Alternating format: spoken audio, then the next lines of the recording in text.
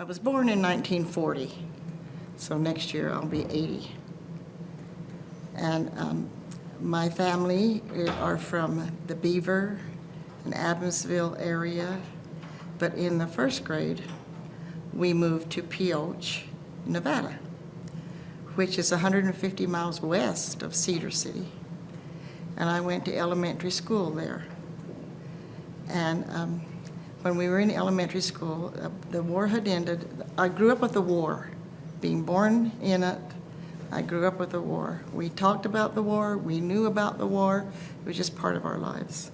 My husband grew up in Delta, Utah, where he used to go sight planes and during the war and supposed to look for planes. He was with a group of teenagers that did that. The testing in Nevada went on for a long, long time. In fact, after we were married, we moved to Las Vegas, and they still were testing underground at that time. So I've been involved with Downwinders all my life, and graduated from high school actually in Cedar City, Utah. But when I was an elementary school child, they used to say, the teachers would say, "Come on out. There's going to be a test today." So we'd go and they'd pull all the elementary school kids or whoever teacher was taking them out that day, and we'd say, "Look that way, look that way." So we'd look that way, and pretty soon the whole sky, 10 o'clock in the morning, the whole sky would just light up brighter, brighter than noonday. And then the teachers would say, "Now listen, listen." And we'd wait and wait, and then we'd hear boom. Then they took us back in the classroom and taught us, see, light travels faster than sound. And that's how I learned that concept in a way that I never forgot that concept. With Pioche being where it was, by evening, the sunset would come, and here would come the cloud. Huge gray cloud that had drifted from wherever the bombs were that far to Pioche. But it hit Pioche around sunset. And so it had all those particulates in it, and it was turned with sunset, made it pink and beautiful.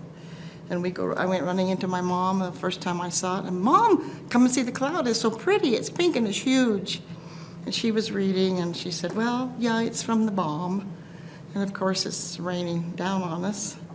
And then I had cousins that lived in Newcastle by Enterprise and in that area, and we'd go from Pioche to visit with them, and then we went to Beaver, back to our family.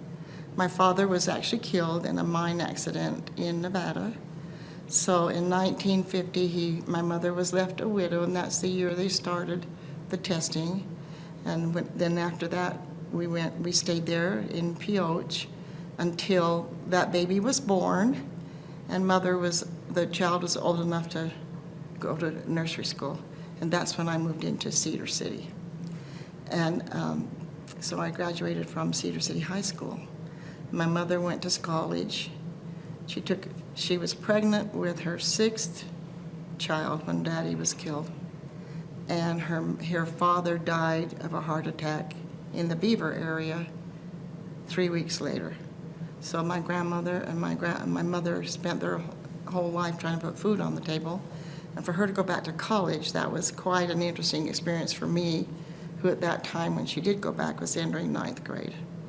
So she entered in as a freshman in college, and I started as a freshman in high school. So we were there during those years. So I had lots of friends in Cedar City, lots of friends who had been exposed. My exposure came few more miles than theirs did. But I had one particular girlfriend who we both discovered our first cancers in the same 3 months apart. I was working for a doctor at the time, and so he said, "You better go get your mammogram. You need a mammogram." So I just kind of tacked his order on my bulletin board till a year later, and he said, "Did you go get a mammogram?" Because it was time to refill all pills again. No, I didn't go get it, so I hurried and went and got it. And it's probably a good thing that I waited that year, because they found it so small. Had I gone the year before, and then maybe not gone till later. So I had what was called a quadrant resection removed, and that little girl over there my first grandchild was a baby, and that was about 26, 27 years ago. Well, it came back. It came back in November, but I had had a yearly mammogram every single year after that happened. And so I count myself as a real wonderful blessing. But for me, at this particular treatment, the cancer came back that many years later, and no radiation, no chemo for me. So at this time, genetic testing was done, and I have no gene that is not caused by anything except the Downwinder. I am a true Downwinder. And so I have 25 beautiful granddaughters, and I'm so thankful that I'm not passing this on to them. My girlfriend, however, waited and lost her breast the first time, and lo and behold, we went back for our 60th year class reunion. I'd visited with her with a group of kids from our high school. We get together every year down to Thanksgiving, but she lost a breast again.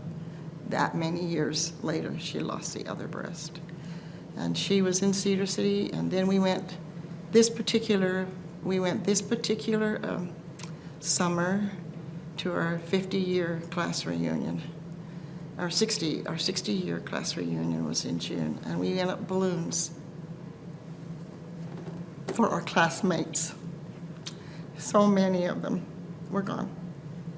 So many of them were gone. From I go say, I want to go see Marlene. It'd be so good to see Marlene. I haven't seen her since. No, Marlene. And then there was the talk of cancer, and who got the Downwinder money. We took the Downwinder money at the first time, and I'm so glad we took it then, because we bought a little motorhome with part of it and had a lot of fun in that motorhome that we're too old to do that kind of fun with anymore. And now if we were getting it with this one, it was a lot more enjoyable then to have that motorhome then. But I've seen things happen in my family. My brother lost a breast. My several cousins and an aunt that I know of, and almost everybody in our family has thyroid problems, have had thyroid problems since we were tiny. They're young. I was on thyroid at the age of 20. And there's so many of us, we know that's a tissue that will absorb radiation, and that's a high concentration of that down there. Having worked in the medical field, I knew that. But my saddest story that I recently experienced from that was when I was married, I had a little cousin. She was about, maybe 4 or 5 years old at the time. And she was a flower girl in my wedding. And we got a cute little picture of her in this yellow dress and everything. And she grew up to be one of the most marvelous grandmothers I have ever known. Just so cute with her grandkids. And she struggled with breast cancer for years and years, and in remission and out of remission, radiation, everything. It finally took her 2 summers ago. So we went down to see family, and we went to that funeral. And these 4 little granddaughters, they were all probably about 2 and 3 and 4, because tiny little granddaughters. We had been to the funeral, and then we went up to the cemetery, and those little girls suddenly they knew that this was Grandma, who they loved, and they really suddenly realized that they had her casket sitting over where she was going. These girls realized that Grandma was going to go down in that hole, and they cried like you never. They're heartbroken little sobs. The kind when a kid's heart is absolutely, don't put Grandma down there. It was just, but she Downwinder. And it just really, really, that was my most recent, and talking to her sister recently on the phone. So many of us in the family have been affected one way or another from the Downwinder cancer. Personally, I'm really grateful at this particular time in my life that it came back, and I was watched so closely. And again, with me, no chemo, no radiation again. And I'm really glad I had the genetic testing done, which was not offered to me at the first time. But they definitely, every doctors and all said definitely it was an environmentally caused cancer. And I have this sweetheart here and 16 other wonderful, beautiful grandchildren that bring so much joy to my life. And I'm just grateful that they may get some. But then I started looking in my husband's side, there's breast cancer. Then I started looking at the particular women who've had breast cancer and their fathers worked on the railroad in the desert in Nevada. And so probably most of them were caused from that too. But that 150 miles east of Utah, but having discovered my cancer in Utah makes me a Utah cancer person.